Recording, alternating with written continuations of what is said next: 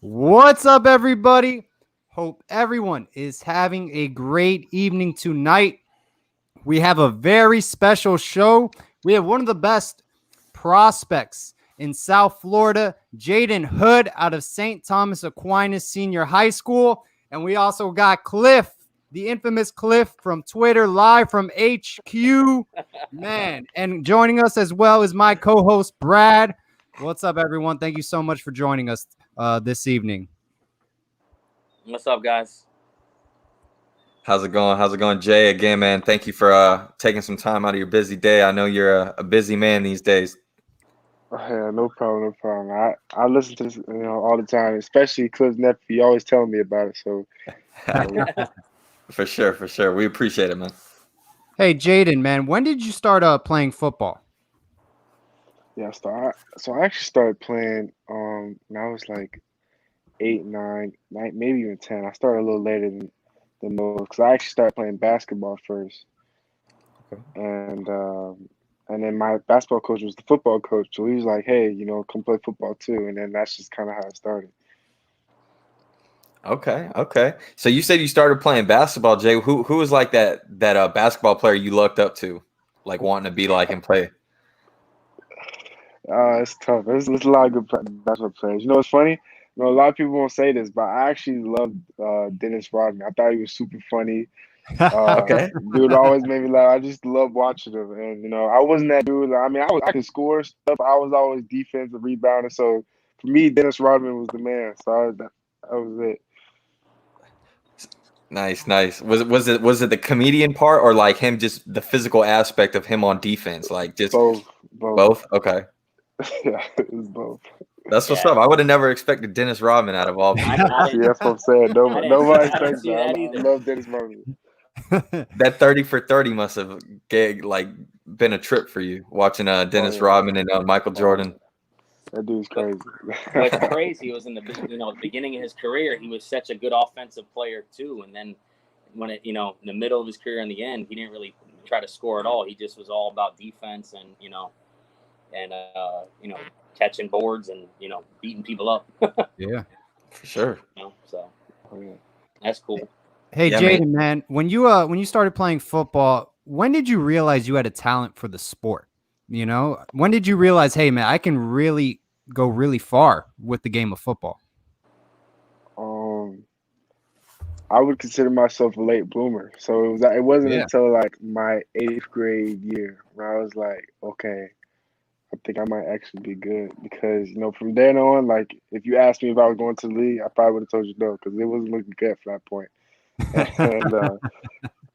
And so then 8th grade year, it kind of just this kind of like a switch kind of hit, and I just kind of snapped that year, and then freshman and sophomore year, it was all right. I wouldn't say they were like amazing years, but then my last year, junior year, then I guess another switch hit, and I did really good last year. Yeah, absolutely, man. And one of your coaches is actually a Dolphins legend, Jason Taylor, man. What's it like to be coached up by literally a legend in the community? It's crazy though. He's always serious. Yeah. See, he's both. It's a mix of both for him because he's a real goofy dude, but he's always serious. So one moment, he's looking at you with that eye, like you better get right, and then the next moment, y'all in the locker room joking. So it's real weird, but cool at the same time. Oh, that's awesome. What's one of the biggest things that Jay Taylor has taught you as far as your game? I mean, obviously you're a very athletic guy. I mean, what is something that he just brought something different to the table where you're like, man, this really took my game to the next level?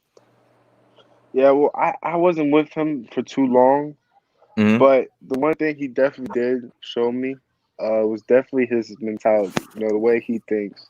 And that definitely helps me carry, me in workouts because, just listen to him talking and him telling you how he did what he did and, tell him how he thinks before he gets in the game.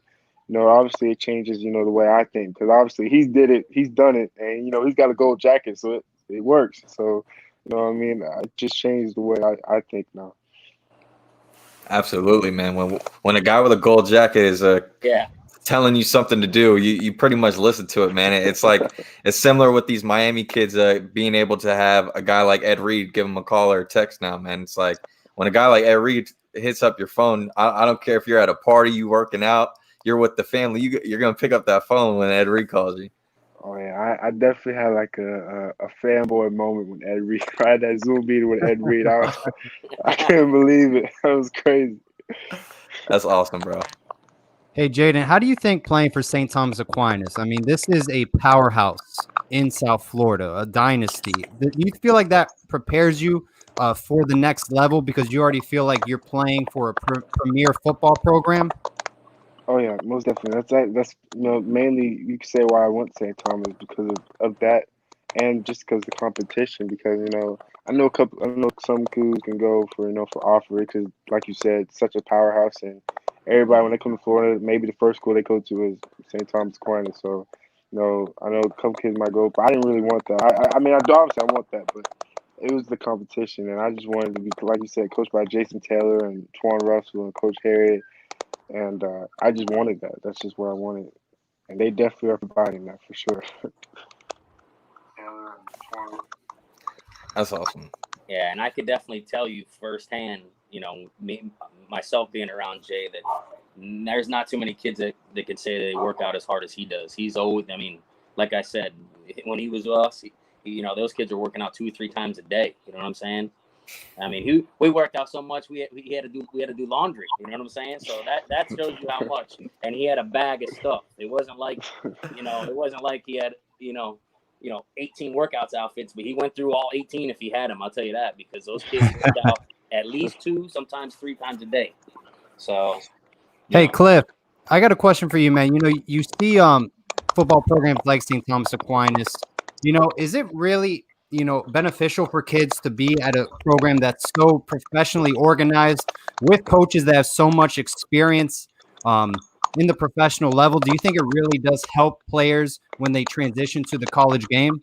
Oh yeah, absolutely, because they already know everything that they went through high school, through college, and then in the NFL. I mean, like you said, JT has a gold jacket. I mean, that's it. There's very few people that have those in the world. So if you go to a school like that, but you also have to be cut from a different cloth to go to a St. Thomas or American Heritage or a Booker T or Miami North.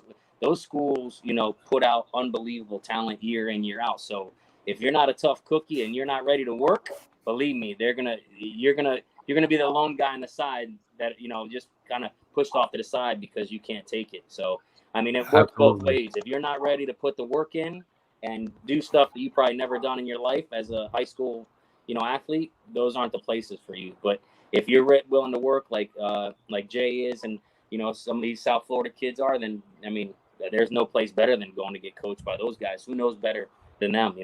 So.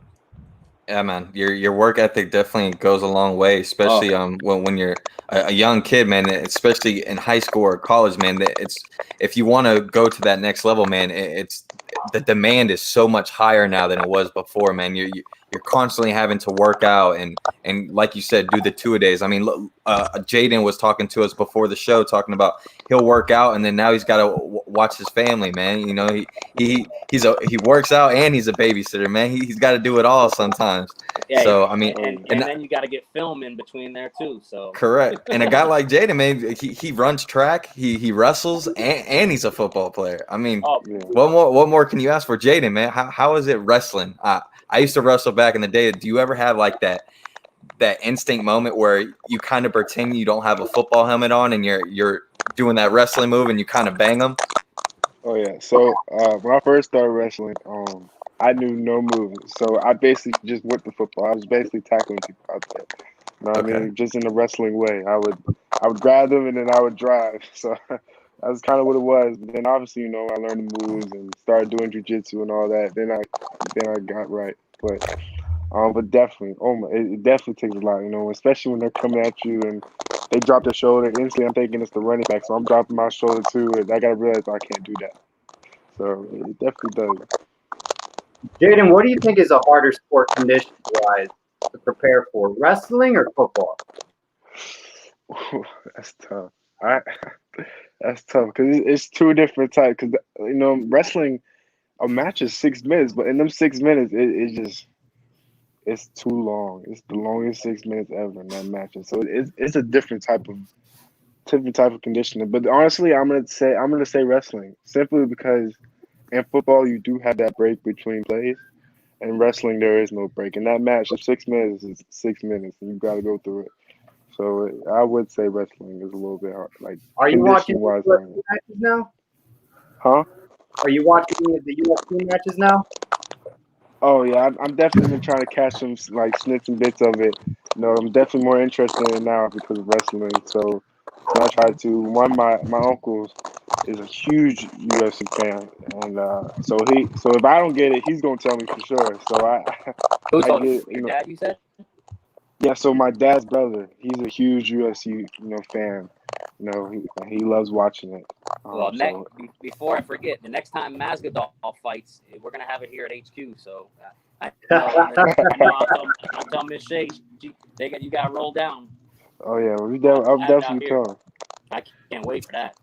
Speaking of breaks right now, man, Jay, as you know, man, it seems like the whole college football and high school football, for that matter, it seems like a lot of this is on break right now.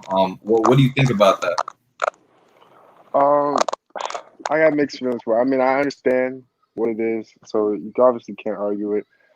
But I definitely want to be on that field. I saw like Big Ten just today, they just canceled season. They pushed it back to spring. So and like it's a valid reason. It's COVID is a thing. You can't deny that, and you gotta be you definitely gotta be safe. And I definitely understand. But as a competitor, as a football player, especially since how hard I work, what I mean. I know COVID's out there, but I want to play, and so I just think as a community, I just think everybody just needs to step up. I feel like even though people are wearing masks, there are a lot of people that aren't wearing masks. So I just think as a community we step up and stop the spikes, and I just think we'll be back sooner than later playing football. The problem is everybody wants to do their own thing. Yeah, man. You're a player, and you work the ground, and you're waking up 24/7 trying to get to that moment where you can play. And us as fans, man, we want it just as bad as y'all. So I can't agree more with you. I couldn't even imagine back when I was in high school playing basketball and stuff, if I was going to be able to miss. I had to miss my senior year for something like this. Oh my God, I would. I don't know. I don't even know what I would do. I would be the most miserable person in the world because I love that more than anything. It's crazy. Jaydon, how hard is it to condition and get ready for a season, with this pandemic going on, compared to other offseasons? Yeah, it's definitely a lot harder because you don't have the same facilities and the same equipment that you have. So, like right now, the best thing I got right now is my uncle, because he's actually a head football coach at Akoi High School in Orlando.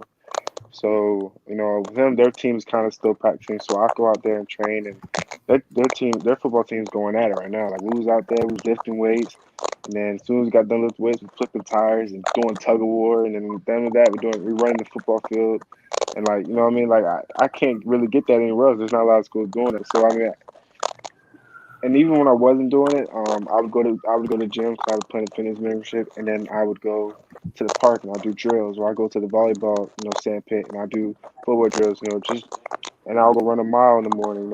It just depends. It's just now because you don't have so much stuff, you just gotta like incorporate everything and just do it and keep doing it. When the boys were together too, Jay was the one making the workouts up and stuff because he makes his own workouts and stuff. So he'll be putting stuff all okay. We're gonna do, boys. We're gonna do this. We're gonna do this. We're gonna do this. Oh, yeah. My son's in the middle of it with all these monster kids, and my son is like this big, and he's in there trying to do it. Probably dying doing it, but he was doing it. That's awesome, man. That's awesome. Well, Jay, man, you're obviously going into your senior year, man. Hopefully we get to see you on the field this year. And currently, right now, you're committed to the Michigan Wolverines. You got a few other offers as well. I mean, you got offers from pretty much everybody, right? But there are a few other teams out there that potentially is looking after getting you as well.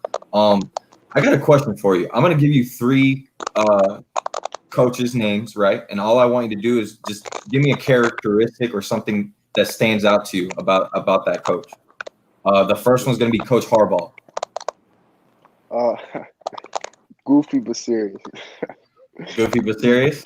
Goofy but serious. He definitely can to tell a joke or two, but he's Okay. definitely serious too. So definitely goofy but serious. He's real cool to be with. He seems like somebody that very like he knows like what type of crowd he's talking to. Like if he's talking to an older lady or if he's hanging out with the younger crowd, like he knows how to adapt. You know what I mean? I think that's something that he could definitely do. Oh, all right. Let me give you another coach. What about Coach Fleck?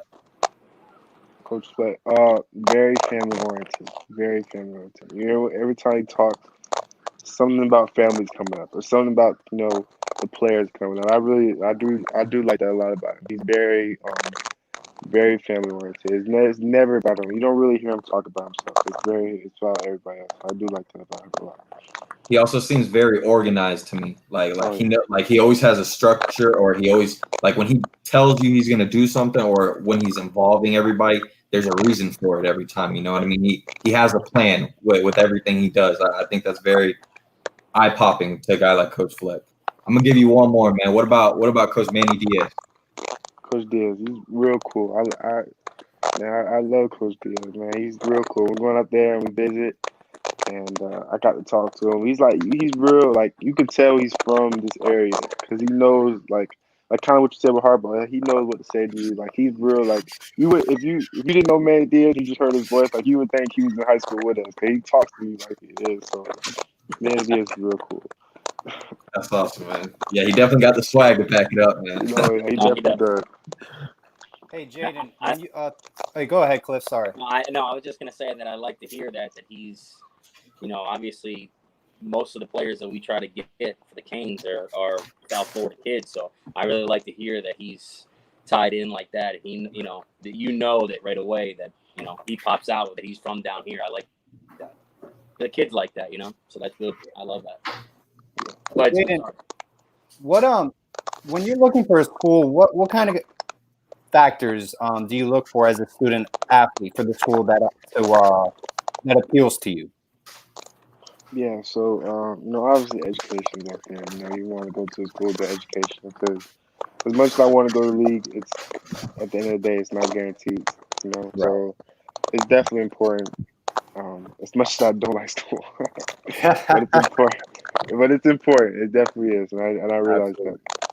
that. And for me, with picking the school, it was player development is huge. I like to see that result. Like to see that. Hey, I go to your school and I have a chance. And when I say that, that's not saying other colleges don't have that chance because you can go anywhere.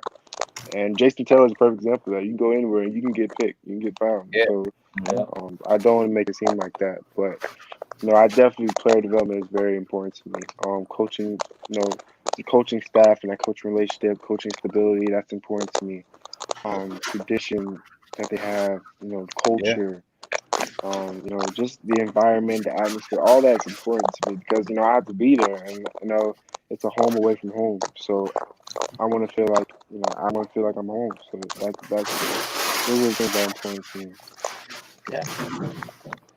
With this whole COVID going around, Jay, obviously you see a lot of South Florida talent now that's staying home, whether it be Miami or Florida. It seems like all the Northwestern kids, all the Palmetto kids are staying home.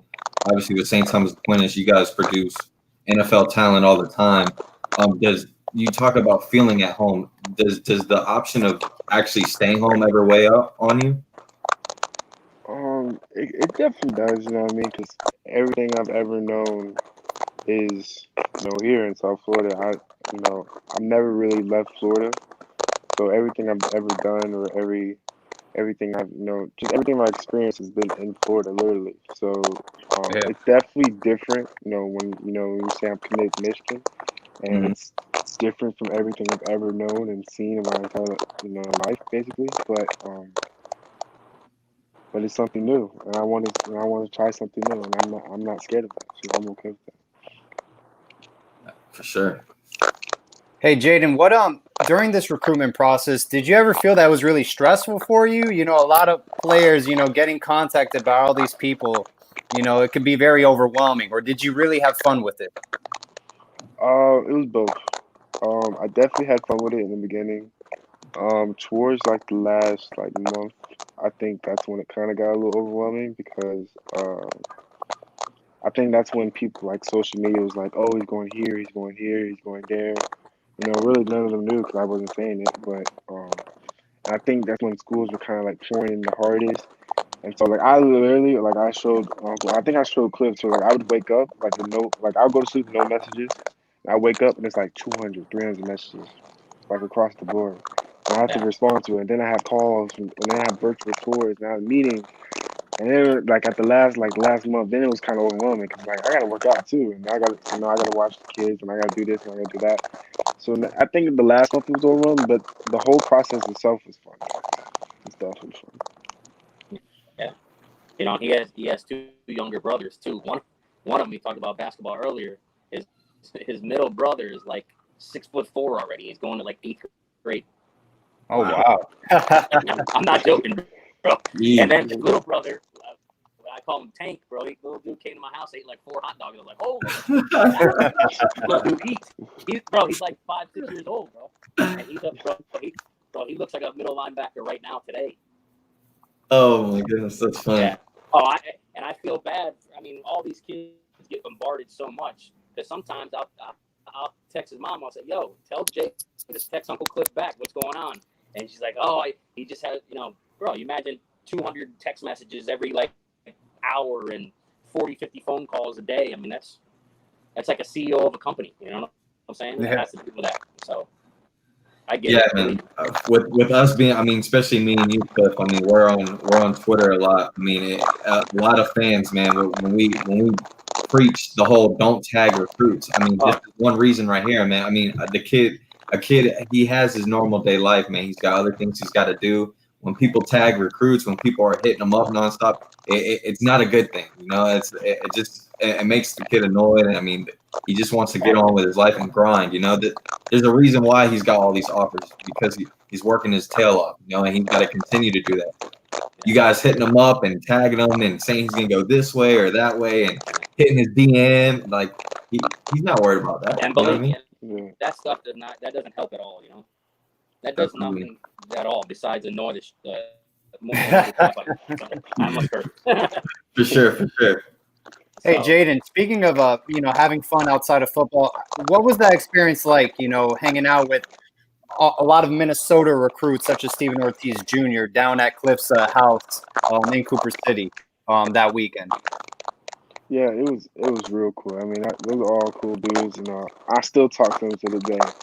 And it's definitely different, and that's what I like about it, because it's another group that's not from Florida, that's not from this environment, that's from a whole different environment, whole different experience. Yeah. And we met up and we found out we all got the same interest. We all want to go to the league, and we just clicked, and it's just a real cool experience. Yeah, and we had such a good time, and to be honest with you, the adults kind of did their thing, and the boys kind of did their thing. We met up for lunches and dinners, and once in a while at the pool or something. But other than that, these dudes were working out, and they were talking. They're all going through the same process, and some of the kids are from Nebraska, some from Arizona, some from Florida, some from Minnesota. They're from all over the place, but they're all going through the same thing. So they got to talk, mess around, work out. Just talk about life too. I thought it was awesome. So I wish we could have had more guys down here, but since the virus, we couldn't. It just didn't work out like that. So, but we had a great group, and we had a great time. So Definitely. Well, Jaydon, man, you're obviously committed to Michigan. Have you completely shut things down? Are you done talking to all schools? You're just focused on Michigan right now? Yeah, I mean, I am definitely on Michigan, but the only two colleges I really talk. I mean, I talk to college is still Texas. You know what I mean? I know that's not the top, but yeah, it's really what it is. College still Texas. I'm not gonna ever say no to a college because at the end of the day, I am committed, 100% committed, but I'm not yet signed. And my mom always says that to me. She said she knows I'm 100% committed. She knows, I'm Michigan all the way, but she knows that at the end of the day, it is a business, whether I like it or not. And me being committed doesn't mean that I will always be committed, because I don't know what's down there, in the future.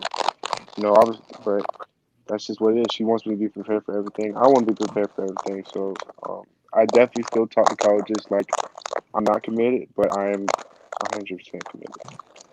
Jaydon, speaking of, talking to coaches actively, what are some coaches that really have made a big impact on your relationship with them and you've learned a lot from through this recruiting process?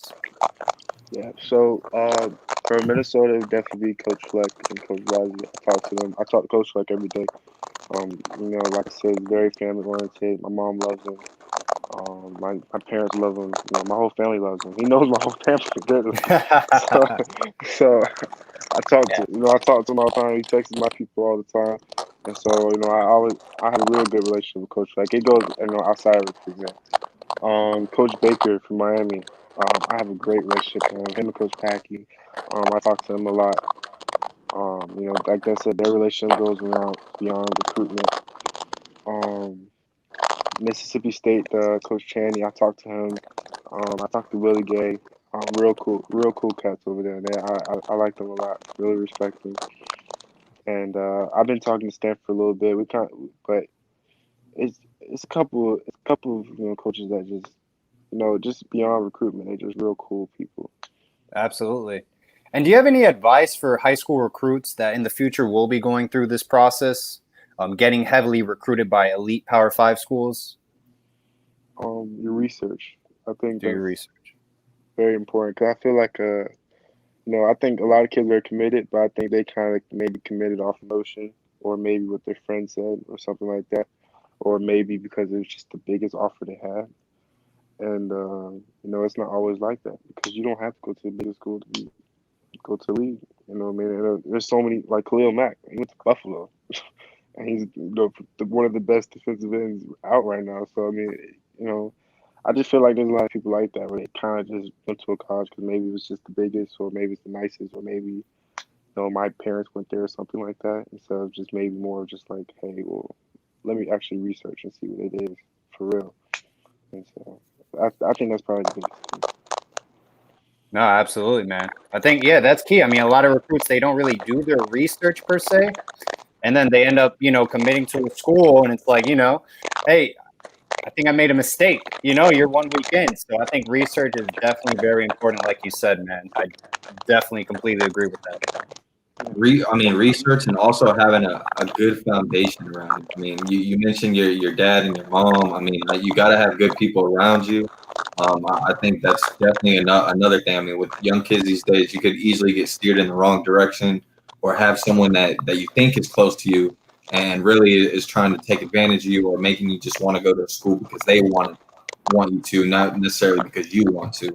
And I think, you seem like you have a very good head on your shoulders, man. Yeah, absolutely. Yeah, he said before, whatever. I'm not the biggest fan of school or whatever, but you could tell how smart he is. He has a high GPA, and he did his homework, and so so is his family. So that to me, the doing the homework thing is probably the biggest thing that you can do in this whole recruiting process. Do research on the school. What's their what are their main things they major in? What is the population of the school, all that kind of stuff. Bro, some kids will get to the school and be like, what? They have 12 linebackers or 9 safeties. You know what I'm saying? It's very simple to look that stuff up, but a lot of people do not do that. Right. So, even with my nephew, we started doing that when he was like in 9th grade. It's that's what you have to do. It's just like anything else. You buy a car, you buy a house, you buy anything. You got to do your research these days, and it's very simple. It's right at your fingertips. There's no reason why not to. Facts. Well, Jaydon, any expectations this upcoming season? If there was, how do you view St. Thomas Aquinas coming up? Is it another state title year? Is that always the goal at St. Thomas Aquinas? Oh yeah, it's definitely not a state title team for sure. The team is loaded. The defense. The offense is nice. I'm a defensive player, so I'm gonna say our defense is tough. Just the D line alone is just nasty. I'm gonna have a field day because you gotta block them. And you know what I mean? You can't. So we got Sav. Dallas, RJ, just got all these dudes just in front of me. I'm like, well, if you don't block them, then they're gonna make tackle, and then if you block them, then I'm gonna make tackle. Yeah. So it's gonna go wrong one way or the other. So it's dirty. It's definitely dirty for sure. How much you weighing right now, Jay? Yeah, I'm 217 right now. 217. Yeah. Okay. And what's your bench right now, Jaydon? It's funny. It's funny you said that because I was actually benching today, and so when I left quarantine, I hit 350, and so I shot for that today. I did get 350 today, but I got 325. So Right. I'm gonna How say many my reps? max weight. Huh? How many reps? I 325. got twice. So Nice. but I'm trying to get that 350 again. I missed 350. I want to get 350 one more time. Imagine Oh yeah. imagine him in a weight program and nutrition like he would be. Oh, God. I mean, that's high school stuff. That's crazy. Wait, Jay, before we let you go, man, the last question I got for you is, tell us your experience of having that Zoom call with Ed Reed. How was that? It's crazy. I've never heard somebody say sucker so many times in a sentence. but I mean that is. That's funny.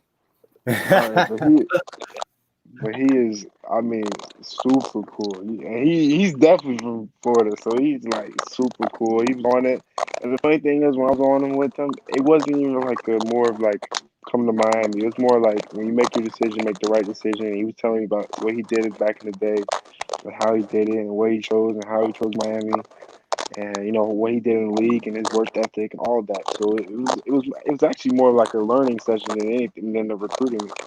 So it was real cool. That's awesome. Definitely, man. Well, Jaydon, man, thank you so much for coming on, bro. You got such a bright future ahead of you. You're very well spoken. You got you really do have a great future, man. So Absolutely. Whatever happens, wherever you end up, man, whether you're in Ann Arbor, you're going to have a bright future, man. Best of luck moving forward, man. And we're definitely going to be rooting for you on Saturdays. Thank you. Definitely. Yeah, Jay. Appreciate you coming on, man. And God bless with you and your family. Continue to do what you do, man. We can't wait to see what you do. Big things, man. Appreciate it. Yeah, appreciate for sure. you guys having me on this call. I'll see you in like 2 weeks. Man. All right. Come back down here, down south, bro. That Central Florida stuff. We don't need that. All right, brother. All right, man. I'll send your See mom. you guys later. All right, man. Have a good one. Peace, man. Later, All right, Cliff. We appreciate it, brother. All right, man. Cliff, take care, man. No problem. Thank you. Have a good night. I'll text you later, bro. All right, brother. Later, guys. Thanks, Scoop. Yes, sir. All right. See you, Cliff. All right. That was it, man. Jaydon Hood interview. All right. Was it my mic? I mean, we gotta clear the air on that. Whose mic was it? It was Cliff. It was Cliff's. Yeah, I figured, man. Everybody in the comment section was like, "Yo, Paul, it's your mic. It's your mic." I'm like, dude, I don't think it's my mic. It was Cliff. Yeah. So we're getting Zach Rice on at 8:30. I'm gonna hit him up right now, see if he wants to hop on, Brad. But Jaydon Hood, man, he seems like a really cool guy.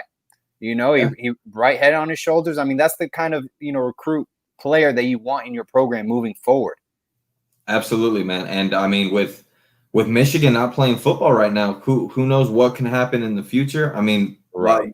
Like Jaydon said, even though he's committed, that this is a business. So yeah, he has a very good foundation, man. And like you said, he's very well spoken, very smart kid. That the kid, wherever he ends up going, man, is gonna have very big, bright future. I can't wait to see what that kid does. It's the more we interview. Can you hear me now? Good. Yeah. The more we interview recruits, it kind of comes to my attention. A guy like Jaydon Hood, man, that's someone I want at Miami. He's such a class act, has such a great head on his shoulders. That's the type of players you want in your program. Those are going to be team players, future leaders of your program that will make a difference in the long run. And I think Jaydon Hood is the example of a recruit Manny Diaz wants in his program moving forward. Definitely. And based off what I've heard, I mean, and what we just heard with Jaydon, I think we could possibly narrow down to 3 schools with Jaydon, and obviously Michigan with him committed, and I would say probably Minnesota and Miami. Yeah. So we'll see what happens in the future. But obviously, with Ja'Cory Hammett from Miami Northwestern leaving Miami, we do have another linebacker spot open. Absolutely. So I mean, Jaydon Hood is a name that definitely has popped up on the timeline with fans, and also a kid like Terrence Lewis out of Miami Northwestern. Right. A lot of people were talking about Terrence Lewis today all over Twitter, saying Miami, that was a take. Hey, man, let's why not both? I really like Jaydon Hood. And, like you said, Brad, I think we can narrow it down to 3. Minnesota, Michigan, and Miami are schools that are actively in communication with him. He really likes Minnesota, it seems like. He really likes Miami as well. But he also likes Michigan. So Paul, what stood out to me the most was he seemed very happy when he talked about Miami, but what got my attention was the 2 big names he mentioned for Miami that talk to him on a daily basis is Coach Baker and Coach Packey, which are the 2 coaches I probably would have thought the least of. I mean, I would have probably thought Manny would have had some more involved in that. I'm glad he got on the Zoom with Ed Reed. That's obviously paying some dividends, but who knows what happens? Yeah, man. I mean, you were right. I didn't expect Coach Packey to be one of his names. Blake Baker's not even one of our best recruiters. It's Coach Banda. So it was on the defensive side of football. Coach Packey is the linebackers coach, but I agree. But Ed Reed, he did talk and meet with Ed Reed, so that was pretty cool. So Ed Reed is making an impact with local players in South Florida. And like he said, Ed Reed was giving his take on why he chose Miami. And apparently he says suck a lot. I'm hitting up Zach Rice right now, man. So hopefully you can come on. I told him 8:30, 8:45. So we got plenty to talk about till then. For sure. Yeah.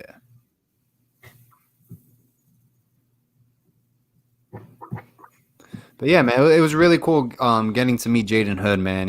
I really liked him, as a person, man. Very soft-spoken and well-spoken, so it was very cool to meet Jaydon Hood, honestly, man.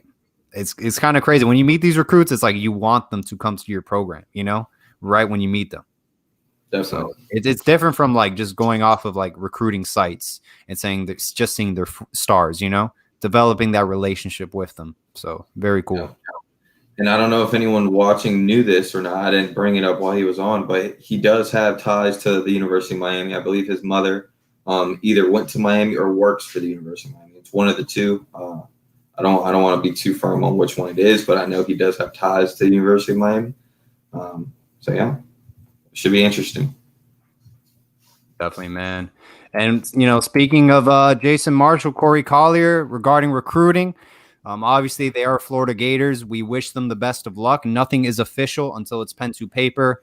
But hey, fair play to Florida. We made fun of Dan Mullen in his TikToks. Everybody and their mom counted him out. Even I said it. They were dead in the water. And, they basically slapped us in the face and told us they still own the state. They just won the Orange Bowl. We went 6-7. We lost to a bunch of really bad programs such as Georgia Tech, Louisiana Tech, FIU. Probably a lot more that I can't even think of right now because I want to forget. But, hey. Fair play to the man of that staff. And on top of that, it seems like they're pretty much capped up on numbers wise. I think they have 25 or 26 commits now. But from everything I'm hearing, man, they're still trying to flip Savion Collins from us. I know Brashard Smith, they're still trying to look at as well.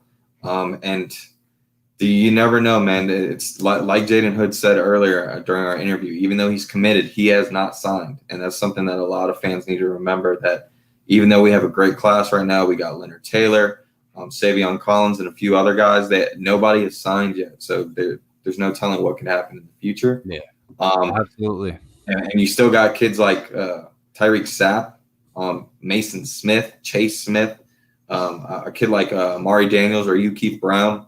These are all names that are popping up right now with 3 or 4 openings for this class. I think you're going to see some of these names. And while we're live right now, should I announce it, Brad, who my guest is tomorrow, or just kind of wait? Go ahead, man. Yeah, do it. I got Michael McLaughlin, offensive line commit from the University of Miami. He will be coming on the scoop. I'll be interviewing him. Brad's going to be at work, right? Yes, sir. Yeah, so Brad's going to be missing out. So, hey, man, I'm excited to have Michael McLaughlin tomorrow at 6 p.m. and get to know him as a person as well, and just talk ball and life. These young recruits are, they're human beings. They're going through a lot right now. That's why I ask a lot of these recruits, are you having a good time in recruiting, or is it stressful? And like we saw with Jaydon Hood, he's like, it's a little bit of both, to be honest. Yeah, I'm interested to see that interview once you do it, man. Because Michael is one of those guys who's very raw. You talk about Jaydon Hood, who said that he started playing football at 10 or 11, which isn't too late. But a guy like Michael, I mean, he's just still learning, especially at the position that he's trying to play. He's got the frame. He just needs to put on a lot more weight and get the technique down. Just because he's not used to it right now. Right. But I think, man, in 2 years in a Coach Feely program, you can see some wonders in a guy like Michael McLaughlin. We just saw Jaydon Hood, man. The kid's traps are already up to his neck. He's already weighing up to 217. I mean, imagine him in Coach Feely's program. He's already maxing out, 350 he said on the bench? He's 17, 18, 325 at 17, 18 years old. Like, fast forward 3 years later. Come on, man. Like, the sky's the limit. For sure. Inside linebacker. While we're waiting, does anybody in the chat have any questions? Anything at all regarding recruits or any rumors, anything like that? Also, what do y'all think that the people watching right now? What do y'all think of possibly having a show in the next week or two, kind of where we're only getting current commits parents on, just to get a perspective on what goes through on a day-to-day or a month-to-month basis from a parent standpoint with these young kids, as far as all these big universities calling up their phone. I would love to get Elijah Roberts' parents on, along with Pop Williams, who obviously a lot of people on Twitter know him. That's Quentin Williams' dad as well. Very great guy. I think it would be interesting to get the perspective of some of these players' parents, just to get an insight.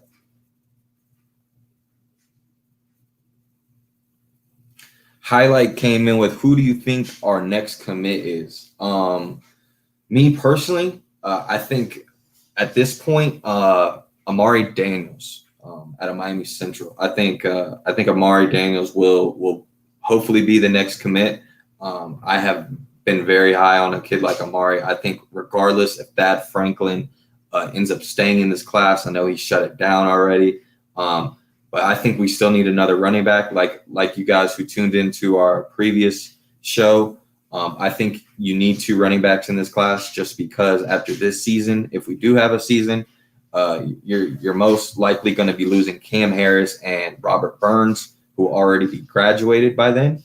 So then you're down to only 3 running backs on the roster, which would be Don Chaney, Jalen Knighton, and Thad Franklin if he stays. What about you, Paul? Sorry, I was hitting up Cliff, just thanking him and Jaydon as well. Basically, you were saying regarding Thad Franklin, if he does leave the class? No. So Highlight, I think it was asking, who do you think our next commit will be for the University? Oh, yeah, man. Honestly, man, I think Amari Daniels would be a nice, easy flip. To be honest, man, if Manny gives the green light, the staff gives the green light with Terrence Lewis, I think that's an easy flip as well. I mean, I don't think he wants to go to Tennessee. I mean, Tennessee is a good program. They have a great recruiting staff around them. Derek Ansley is a great up-and-coming defensive coordinator.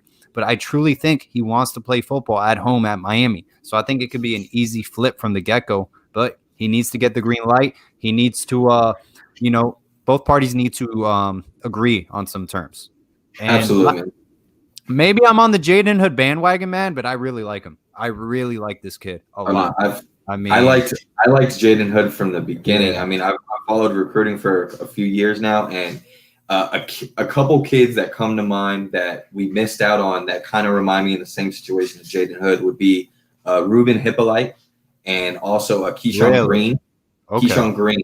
Those are 2 names that I would put in the same boat as Jaydon Hood, as far as the type of player they are. I mean, what they bring to the table. But hopefully it ends up in a better situation. We know with the other 2 we kind of struck out.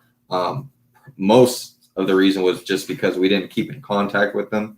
I think now with this new staff, you're seeing a lot of different changes. No, yeah, definitely, man.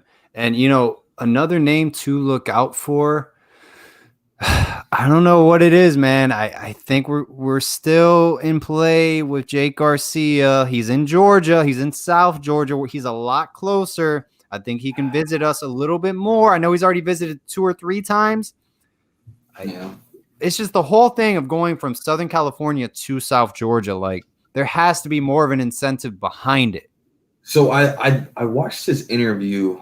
I think it was on Rivals or some website the other day, and I read a little into it, and it seemed like the kid really just loves football, and he just wants to be around competitive football. And I think based off his interview, man, it seems like he's literally here just to throw the pigskin around a little bit. And as soon as January hits, he seemed like he was planning on being enrolled at USC.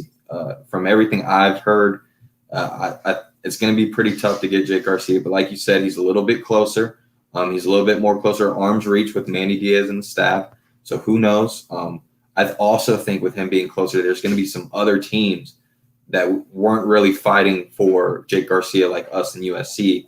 I think you might see some other teams in the mix as well. Now that he's closer. Not Georgia. Come on. They have too many quarterbacks. I don't think Brock Vandegrift committed, man. They got like 4 or 5 guys. Yeah.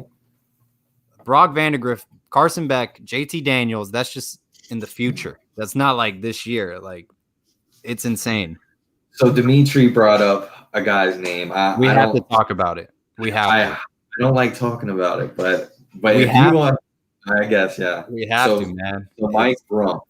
Everyone's divided. Yeah. What's your stand on it?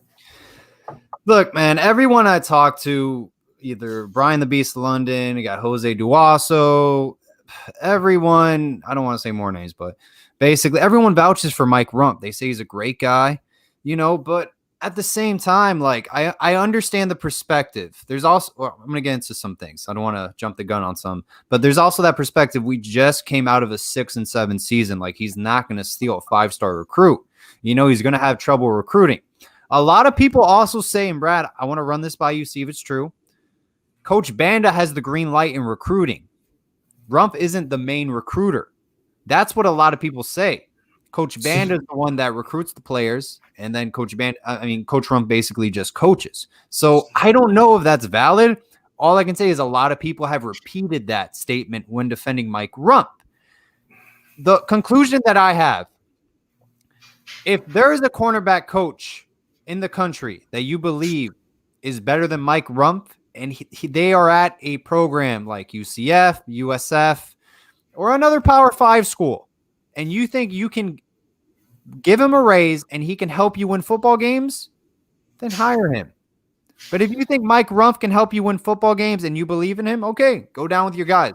Let's find out. So look, man, I'm pulling for Mike Rump. Sorry. I'm just pulling for him. He was a first-round pick. He's a Miami guy. But hey, man, I mean, I just, we have missed out on a lot of local recruits. So yeah, me personally, Mike Rump, I feel like so going back to what you were talking about earlier, yes, that is true. Unfortunately, Mike Rump does not have a territory when it comes to recruiting. Pretty much Broward County, when you go up to West Palm Beach, or if you go down south to where Miami Northwestern is, every single coach on the staff has a territory as far as what they cover, what they recruit. The only person that does not have a territory is Mike Rump, indeed. So unfortunately, it is to where, like, it feels like Mike is handcuffed when it comes to certain situations. But my take is, why are we paying a guy that is handcuffed? I don't feel like there's many other coaches out there in the country that are getting paid to where they don't have to recruit. I do agree with most fans that Mike Rump is a very good developer. But at the same time, he's developing guys to be 4th-round draft picks, 6th-round draft picks, undrafted draft picks. Now, does he get a couple 4-stars here and there? Yes. But it feels like, in my opinion, it's scraps every year. It feels like every year we get to this recruiting stage and we always have to wait till that last month before signing day until we know what other cornerbacks are available. My thing is, in certain years, in certain classes, in certain situations like this one today, there aren't many options left.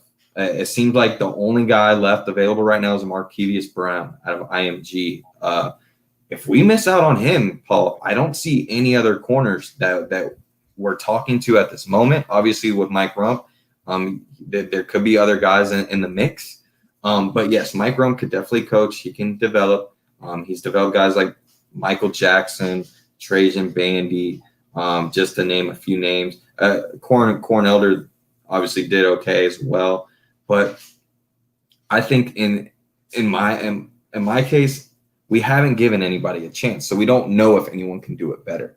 Who's to say that we can't give DeMarcus Van Dyke a upgrade, right? And maybe push him to corner, and then maybe we may move Cooney to what DVD was doing. That way, we don't lose a guy like Cooney. I could see a guy like Cooney getting offers from even bigger schools like Georgia, Alabama in the next year, just because of what he's doing, him and DeMarcus Van Dyke. I mean, those are two guys who are literally helping us so much on the recruiting trail. Regarding, recruiting, like you said, with Markevius Brown, Deuce Chestnut is another name. He's out in the Northeast, I think in New Jersey. Could be wrong. He committed to Syracuse recently. We were in his top 5 regarding recruiting, but that's another name to look out for besides Markevius Brown. Maybe we can flip him. But yeah, no, Markevius Brown seems like he is the next man up regarding recruiting. So we'll see, man. Mike Rump, he tends to get recruits late. Good 4-star recruits late. Yes. And so here's my thing, man. Here's a list. This is what cringes me. Okay. Here's a list of just some of the guys that we have missed out at corner. Okay. Marco Wilson, CJ Henderson, Pat Surtain, Tyson Campbell, Asante Samuel Jr., Akeem Dent, Khair Elam, Tyreek Stevenson, Jason Marshall. I mean, those Corey are Collier all, in a sense. He's more of a safe corner. Oh, yeah, but I think Banda was more heavy on the recruiting than Rump. But those guys, I mean, those are all elite guys coming out of South Florida. And, I mean, we were in contention for all those guys. We were easily in the top 3, top 2, and almost every single one of those guys. Brad, my thing is too is like, listen, man, if you can't get the elite guys like Tywon Mullen, like, yeah, you're not going to take 2 like nickel corners in a class, but like Tywon Mullen, he had a very good freshman year at Indiana. Like, listen, man, if he can attribute to your team next season, you got to get him in the class. These under the radar guys going to the table as well. Definitely. And Bergie just brought up a good point. He said, look at Coach Cool. I actually would agree with him on that. Coach Cool was another guy that CJ Henderson. Yeah. Oh, yeah. I brought up CJ Henderson already. That was like one of the second guy I named was CJ Henderson. But yeah, Bergie brought up a good point about Coach Cool. The thing with Coach Cool is I feel like he never fit Miami. He was one of those guys that literally came in for the money, checked in when we were on Green Tree and checked in when it was game time. But he felt like one of those coaches that wasn't really involved too much. He was another guy that he didn't really recruit well. He kind of just showed up in the door, showed his face, and hoped that a guy would come. But Coach Cool was more heavy on player development as well. But look at a guy like Coach Simpson that we had right after Coach Cool. Me personally, that was my favorite D-line coach that we have had so far. Coming out of Georgia in high school, he was one of the biggest names in Georgia high school football. Obviously, was with the Atlanta Falcons as well, and currently is. But, man, what he did with our defensive line and didn't really have the background as necessarily for college when he came to Miami, he was a guy that, me personally, I thought he got the best out of our players. He was always involved in everything. I like him the best. I would love to get him back, or even my wish has always been for the last 3 or 4 years, man, is Kevin Patrick. I have wanted Kevin Patrick so bad in Miami. I thought we missed out on an opportunity in this past season when he ended up going to FAU, I believe. But, man, Kevin Patrick is one of those guys who he just fits the Miami culture, man. He seems like he was made to be a Miami coach. I don't know if him and Manny get along or not. I heard rumors that might have been a possibility of why he was never given the green light. But, yeah, man, Simpson was a beast. I love Simpson. Hey, but the crazy thing is like, why did Kevin Patrick drop from like NC State, which is a Power 5 school, like like, hey man, like they're in the ACC to an FAU. Like Willie Taggart, like all his coaches follow him. Like Jim Leavitt followed him from literally, I think from Oregon, Florida State to FAU. Like, where's the genesis behind that? Like, I can't think of like why do coaches follow Willie Taggart everywhere? He's at FAU. Like, it wasn't that, Paul. And like I just mentioned, man, he fits that Miami culture because he is Miami. And you know why he went to FAU? Because he wants to be closer to home. He loves that South Florida vibe. He doesn't want to be in North Carolina where it's cold. He's one of those guys, like he reminds me of Coach Fields, man. I think Coach Fields and Kevin Patrick at a bar sitting having a drink and a cigar, man, that would be the coolest conversation to have with those two guys. Those are two very laid back guys I would love to hang out with. And like Kevin, I don't know if you remember, like Kevin Patrick came on the Orange Bowl Boys podcast, and like they asked him like, hey, would you come back to your alma mater? He's like, hey, like I wouldn't mind. It's open. The door is open. But I mean, you know, he's coaching linebackers at FAU. And a lot of people, you know, they fail to realize like a lot of these assistant positions for assistant coaches, a lot of them are recruiting heavy. It's not really like teaching them skill sets. You know what I mean? Like James Coley was coaching wide receivers at Texas A&M, at Florida State. Like those are recruiting roles he's in, you know, just to recruit heavy. So, you know, just get him in, and he's a good recruiter. Hey, even better. He's a Miami guy. And that was Miami's problem for the past 5 or 6 years, man. We just didn't have those guys that fit that recruiting role. We put so much weight on our normal staff, like the 5 or 6 guys, to do everything, and they just aren't built for that. So now, like we mentioned on every other show, man, we're like 10 or 11 deep as far as the staff, man. We got guys all over the place that can help out, and they're all from South Florida. So I think it's paying dividends. No, absolutely, man. Yeah, Anthony Castillo just brought up Jake Garcia. We just talked about that a little earlier. Me personally, he looks all USC, man. Based off the interview, he seems like he's throwing the football around in Georgia just until January hits, and then he'll be right back in Cali. But yes, Demetrius, I agree with you, man. Coach Zach's Stroud coming on now. He is? Okay, cool. Yeah. Coach Stroud's doing a very good job. I got to give him credit where credit's due. Doing an excellent job. By the way, let's talk about Zach Rice, 4-star offensive tackle. I think he's like number 4 offensive tackle in the nation. Class of 22 guys. He is. Yeah, he's one of the. I mean, he's a 4-star right now. But let me tell you guys, you're about to listen and look at a future 5-star offensive lineman. He is destined to be a tackle. I believe he's been playing right tackle in high school. He's currently 6'6", 282 pounds. And if you check him out on 24/7, this kid has offers from every college in the United States. I mean, everywhere. Zach, what's up, man? What's up? What's going on, man? Zach? I'm sorry, my phone's real low. I've been working out, but I would love to talk for a little bit. Yeah, course, man. bro. Thank you so much for coming on, man. Nothing much. I'm blessed. Always, you man. are, Always. man. Zach, man, what's it like to be a highly touted recruit right now in the country? What's that feeling like? To be honest, a couple months ago, I was like ranked 300th in the nation, and like that just hit me different. So like coming from 300th in the nation to coming to 11th, I realized when I was 300th, I wasn't happy with that. So really, the hunger stayed the same, I would say. And then also, really, I realized I wanted to come up the food chain when I was 300, but now I realize anybody could take my spot at any second, just how I came up the rankings. So, wow, Zach, man, just a couple minutes already you on, man. Just the way you're talking, your mentality, man. You already seem way ahead of the game. For a lot of the Kane fans that are watching right now, they probably are thinking that, hey, we're talking to a college kid already, but you're not a college kid. Give people a little insight of how old you are right now and how much you weigh and your height. yes, sir. Did you say my weight and my height? Yeah. And how old are you? Yes, sir. Just give the fans a little description of you. So right now I'm 6'6", around 297, I would say. Around basketball season, I'm gonna slow down a little bit just to be like an athletic tackle. But right now, I've been eating like a lot of carbs and meat, just like really stacking up the muscle. So when basketball happens, because it's before football and with everything happening in Virginia. So when basketball happens, I'll definitely put everything together because I've been in the weight room and conditioning every day. So you said you hoop as well. What position do you play in basketball? I'm sorry, what'd you say? What position do you play in basketball, Zach? Oh, okay, so I play center, and so I just body people. I just stand in the paint, just. Okay.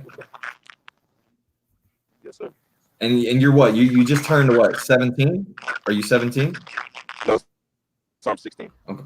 Oh, 16. Jeez. Oh my goodness. Man, 6'6", almost 300 pounds at 16 years old. Yes, sir. I apologize. My phone's on at 1. I just got done working out. So. Oh, that's all good. Hey, Zach, how's the recruiting process treated you, man? And what schools are you actively talking to? I've been actively talking to Miami, UVA, Notre Dame, UNC, LSU, Ohio State. I've been talking to like a top 15 for a while. So I'm waiting on a couple more offers, and then I'll be ready for that. I just got Oklahoma, and so like that's been a big blessing. And I was on the road coming back from a training session, and like he already wanted to talk, so we're already building an early relationship, which is cool. Yeah, absolutely. Who's the primary? Go ahead, bro. Who's the primary recruiter for Miami that you talk to the most? Coach Justice, I would say. Definitely Coach Justice. I was working out one day, and we got like a whole staff meeting, like a FaceTime I set up. That was really, really cool. And I grew up a Miami fan. So, man, I went to the 8th Under Armour games, all Miami'd out. Man, I wanted that offer so bad. It's crazy. Oh man, that's good to hear. So who's your favorite player like growing up for Miami? So basically the thing that hit me was really 2015, the Duke game, to win it all. Okay. And so I just saw how much teamwork that really is, and you have to be a connected football team to do that. So definitely. Yes, sir. Hey, Zach, how are you preparing right now for the upcoming season? I know it's very difficult, with the COVID-19 and everything, so how are you getting ready for this season? Right. Right now, I've been working with all my college buddies and stuff like that. My colleagues. I think you broke up. Yeah. Hop back on. That's a stream. Let's see. That's the thing with the mobile devices. That's where I see. You get some. But Zach seems like a cool kid, man. Dude, the fact that he said that Miami was his dream school, man. I thought that was eye-popping. And I think David asked, what year is he? He's a class of 2022. Yeah, he's only 16 years old at 6'6", almost 300 pounds. Yeah. No, I mean, he seems like a really cool kid. You can tell he likes to talk, have conversations with people. He likes Miami. He spoke with Garen Justice, is his head recruiter. Garen Justice puts in the work, man. And that is one guy. I can't. There's a lot of coaches on the staff I rave about, but no more than Coach Justice, man. I think he is my favorite coach on the staff. Just the way he talks, man. He's very. He knows exactly what the kids want to hear, and he doesn't say it just to say it. Like, you can tell he just means everything he says. He's very smart and intelligent. I love Coach Justice. Oh yeah, man, he's killing it. Like, in recruiting wise, like, he's probably been one of our better recruiters we've had in a while. Now just coach these guys up, and then we'll see what happens from there. I just messaged him. Hopefully he comes back on. Yeah, man, it's those mobile devices, man. I mean, we had it. I think it was Cliff's mic. It was breaking up a lot. Jaydon's was good though. So like, it just depends on where you are, your connection. But man, Zach Rice, that's the name to look out for. He even said it like he just kind of blew up in the sense like he was ranked like 300th in the nation. Like, this just happened, Yeah, man. I mean, he's got offers from Alabama, Oklahoma, USC, Florida, Georgia, Miami. I mean, pretty much any school you can think of, he's got an offer from. And I mean, he talked about playing basketball. I can only imagine what that kid does on a basketball court. Sheesh, playing center. And I mean, he said he bodies people and he smiled like he loves the contact. You could tell. Right. Yeah. That's good, man. Like Jaydon Hood, Zach Rice, man, both are like two-sport athletes as well. You know, Correct. so I think that's And great. being a tackle for his size and playing basketball as well, you obviously know he probably has some type of quick feet movement as well. So that's awesome. Yeah, man. We'll give it like 5 more minutes if he hops on back on. If not, hey, we'll call it a night. Jaydon Hood, Zach Rice. Even if it was a little bit, man, we're in the front lines. Hey, yeah, man. I think until the last show we had, I don't think anybody mentioned Zach Rice or knew who he was. And Right. even if he was on for a few minutes, just in those few minutes, we know he is interested in Miami. We know that Miami has contacted him, and that's enough for me, man. I mean, that's the scoop right there, man. that is a scoop. Yeah. Hey, man, Garen Justice, primary recruiter. That's just all you need, man. That's the scoop. Hopefully the scoop is orange and green ice cream, right? Hey, man, we got Michael McLaughlin tomorrow. Hopefully, you know, his connection's better. And we'll just keep him rolling, man. And then Thursday, we'll keep that to ourselves. But it's a member of the 2001 Miami Hurricanes. And I think everyone here will love it. So we'll keep that one to ourselves, though. You got to wait till Thursday. And it's not Mr. Sucker Ed Reed. Yeah, no. If it was Ed Reed, man. Wow. Maybe one day, man. We'll build up that resume a little bit. For sure.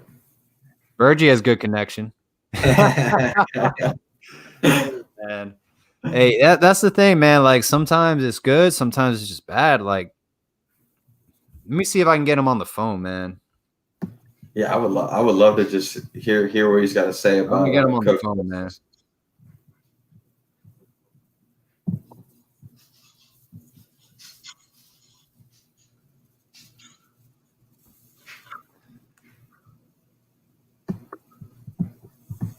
Yeah, I just told him to call me. If he does, give him 5 minutes.